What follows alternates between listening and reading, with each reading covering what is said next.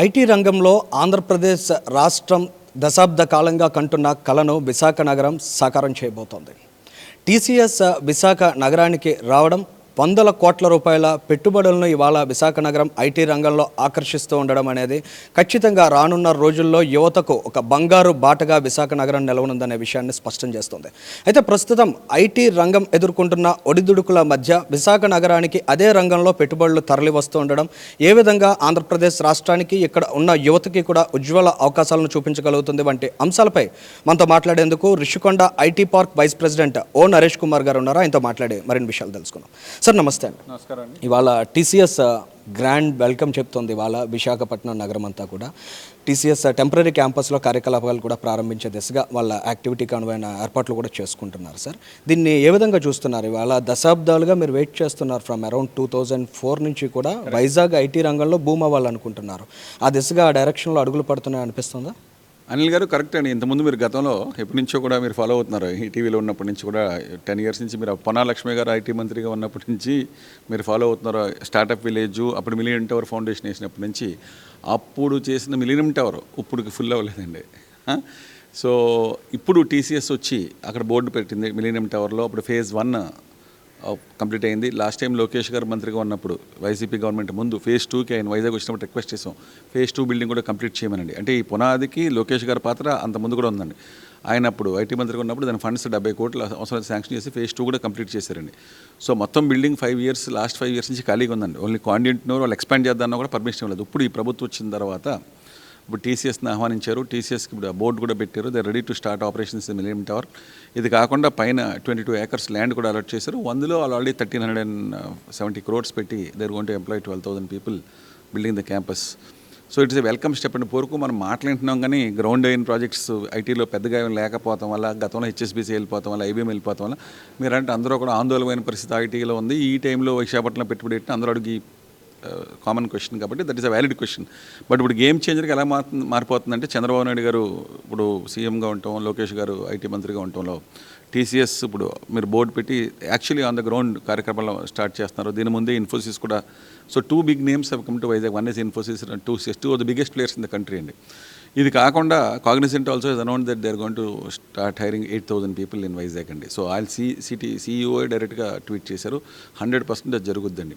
So these are big players that are coming in ఐటీలో. IT పాలసీలో కూడా లోకేష్ గారు ఐటీ ఇన్ఫ్రాస్ట్రక్చర్ డెవలప్ చేసే వాళ్ళు కూడా రాయితీ ఇచ్చారు. 2,000 రూపాయలు ఎస్ఎఫ్టీ ఇస్తామని. దానివల్ల సత్వా డెవలపర్స్ అని, ఏఎన్ఎస్ఆర్ అని ఇటువంటివన్నీ కూడా they are coming and setting up big campuses and building global capability centres అండి. సో ఇంచుమించి ఒక్కొక్కరు 15,000 ఎంప్లాయ్మెంట్ మినిమం క్రియేట్ చేసి ఇలాగ 2 కూడా 2 groups are developing IT parks. గూగుల్కి $6 billion అంటే 50,000 కోట్లు, by far the biggest investment in IT sector in any company in the data. So ఒక ఆంధ్రప్రదేశ్లో Visakhapatnam is going to emerge చేసే డేటా సెంటర్ సిటీ అండి. ఈ 3 మేజర్ ఇంచుమించి 1,00,000 కోట్లు పెట్టి గూగుల్ 50,000 కోట్లు, అదనే 30,000 కోట్లు, సిఫీ ఇంటర్నెట్ 16,000 కోట్లు. Between 3 of them is almost 96,000 crores investment, 1,00,000 కోట్లు. అండ్ అన్ని జరిగే పనులండి. ఒక చిత్రం మారిపోద్దండి. మీరు అందులో అనుమానం పడక్కలేదు. గూగుల్ లాంటి ప్లేయర్స్ ఎవరో కూడా స్టోరీలు చెప్పేవారు కాదు, అందరూ వచ్చి ఇన్వెస్ట్ చేస్తారు. మేబీ మీ కళ్ళ ముందు ఎన్ని ఆపరేషన్లు కనపడదాకా 3 to 4 years పట్టొచ్చు. కానీ బట్ ఈ గవర్నమెంట్ ఈ 5 yearsలో by the end of 5 years the whole phase of Visakhapatnam will be definitely changed అండి. టీసీఎస్ కూడా 1,300 కోట్ల రూపాయలు పెట్టుబడి పెడుతుంది. 12,000 వరకు కూడా ఉద్యోగాల కల్పన కూడా చేస్తామండి.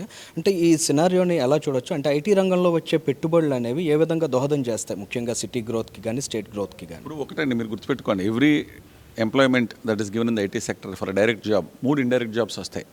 సో వీళ్ళు between TCS and Cognizant 20,000 jobs they are creating. మీరు అడగొచ్చు ఐటీ సెక్టర్లో ఇన్ని జాబ్స్ వస్తే 60,000 indirect jobs will be create only in this sector. Retail కానీ, వెహికల్ షోరూమ్స్, బళ్ళు కొనుక్కుంటాం కానీ, హౌసింగ్ సెక్టర్ కానీ, అందరూ ఇల్లు కొనుక్కుంటారు. 20-year లోన్ తీసుకుని ఫ్లాట్స్ కానీ, హౌసెస్ కొనుక్కుంటారు, బైక్స్ కొనుక్కుంటారు. They eat out, restaurant sales, clothing sales, salons, బట్టలు ఉతికే వాళ్ళు కానించి విండో క్లీన్ చేసే వాళ్ళు కానీ, tyre puncture, every the entire smallest eco system వీళ్ళు డెవలప్ అండి.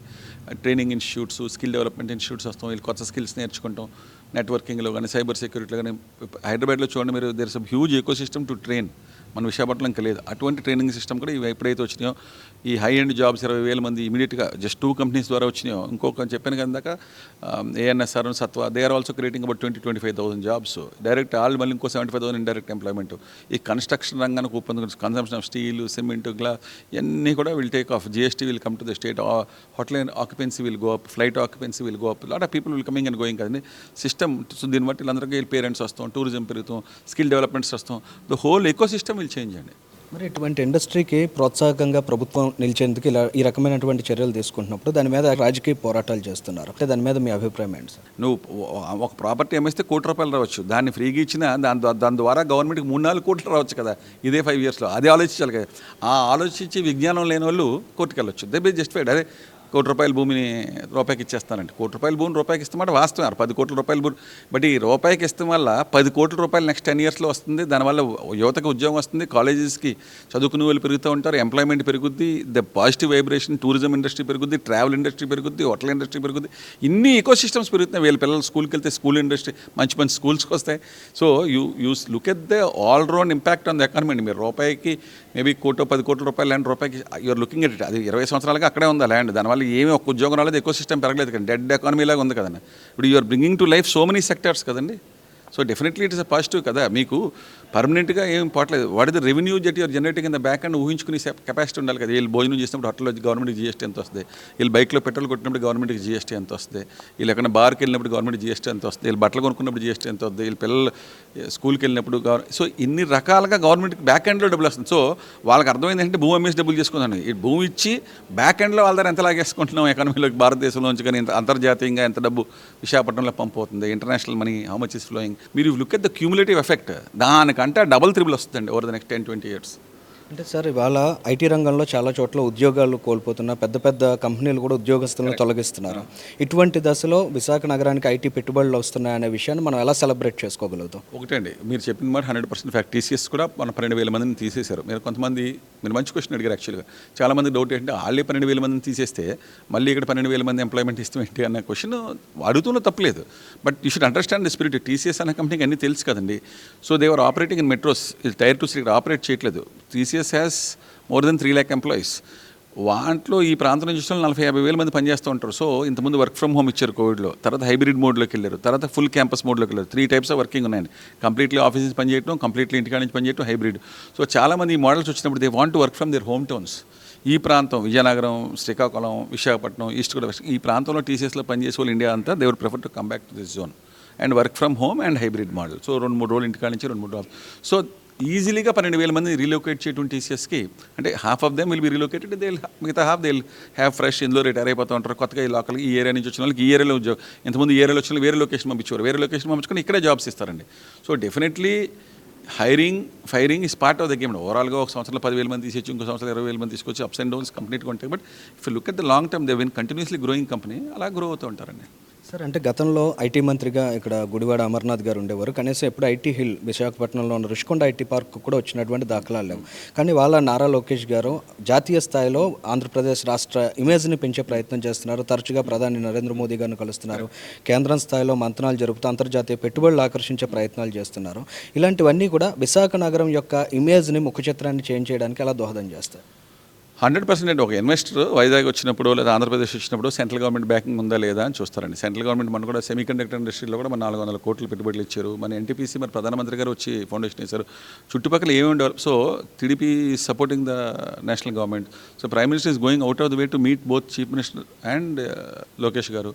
సో ఇన్వెస్టర్స్కి they have lot of confidence అండి. Central government policies, state government policies, central government support ఇవన్నీ అందుతున్నాయని మనకి క్లియర్ కట్గా తెలిసినప్పుడు definitely this is the first state they will look for. ఎందుకంటే చంద్రబాబు నాయుడు గారు is already known for his dynamism. ఇంత growth అవుతుంది, మోస్ట్ హ్యాపెనింగ్ స్టేట్ కింద అవుతుంది.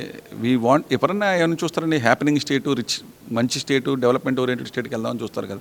ఈయన కూడా కొంచెం విత్ ఇన్ రీచ్ ఉండి అందుబాటులో ఉండి మీకు ఏం కావాలి చెప్పండి చేస్తున్నారు, మీకు ఏం పనున్నా నాకు SMS చేయండి, ఐ విల్ రెస్పాండ్ అని ఎప్పుడైనా మెసేజ్ పెడితే మేబీ ప్రతి మెసేజ్ కాకపోయినా ఎవ్రీ 2-3 మెసేజ్ కానీ రెస్పాండ్ అయ్యి వీళ్ళు లుక్ ఇన్ టు ఇట్, వీళ్ళు డూ ఇట్ అని చెప్పి చాలా ఫాస్ట్. ఇంతకుముందు అది ఇప్పుడు ఏం లేదు కానీ ఒక మంత్రి గారిని డైరెక్ట్గా మెసేజ్ పంపించి ఆయన రెస్పాన్స్ తీసుకుంటూ అంటే మరి we have to give him credit for that. కానీ మనమన్నా ఐటీ మంత్రిగా ఉంటే అంతమంది రెస్పాండ్ చేయడం కష్టం కదా. మరి ఆయన ఐటీ మంత్రిగా ఉండి కూడా ప్రతి మెసేజ్ కాకపోయినా అట్లీస్ట్ 2-3 మెసేజ్కి ఒక మెసేజ్ అయినా డెఫినెట్గా రెస్పాండ్ అయ్యి దాని మీద యాక్షన్ తీసుకుంటున్నారు. ఐటీ పాలసీలో కూడా ఐటీ కంపెనీలో ఒక పాలసీ ఉండకూడదండి, ఐటీ కంపెనీకి ఒక పాలసీ ఉండాలి, ఐటీలో పనిచేసే ఎంప్లాయీస్కి ఒక పాలసీ ఉండాలి, ఐటీ ఇన్ఫ్రాస్ట్రక్చర్ అంటే ఎవరైతే బిల్డింగ్లు కడతారో వాళ్ళకో పాలసీ ఉండాలంటే విన్నారో ఇని తప్ప సైలెంట్గా చేసి పడేశారు. సో హ్యూమన్గా ఆయన ఏం చేయగలరో అన్నీ చేస్తున్నారండి. ఇంకా universe god has to cooperate with us, కానీ మనిషిగా హీఈస్ డూయింగ్ ఇస్ బెస్ట్. 1 రూపీకి ల్యాండ్ కావాలంటే ల్యాండ్ ఇస్తా అంటున్నారు, రెంట్ ఫ్రీ కావాలంటే రెంట్ ఫ్రీ ఇస్తాను, అవుట్ ఆఫ్ ది వే వెళ్తున్నారు ఆయన. ఇంకా మ్యాక్సిమం ఇంకా is doing a fantastic job. Andhra Pradesh రాష్ట్రంలో కూటమి ప్రభుత్వం చొరవ, కేంద్ర ప్రభుత్వం అందిస్తున్న సహకారంతో ఖచ్చితంగా విశాఖ నగరంలో ఐటీ రంగం శరవేగంగా అభివృద్ధి చెందుతుందనే విశ్వాసాన్ని ఓ నరేష్ కుమార్ గారు వ్యక్తం చేస్తున్నారు. కెమెరా పర్సన్ కృష్ణతో అనిల్, జనగలం న్యూస్.